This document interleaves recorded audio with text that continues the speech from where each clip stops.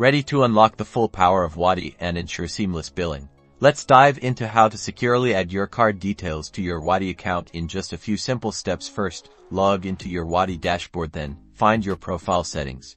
This is usually indicated by your profile icon or name initial. Click there to go into your account management area. Once you are in your account management section, navigate to the billing or payment settings. The location may vary slightly depending on your Wati setup, but look for terms like billing, subscription, or payment methods. Click on that section.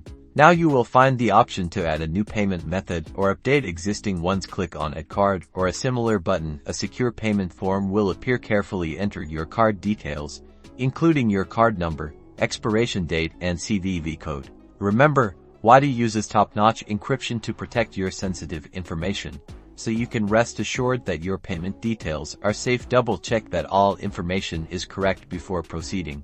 After you have entered your card information, click the Save or Submit button. You should receive a notification confirming that your card details have been successfully added to your Wati account.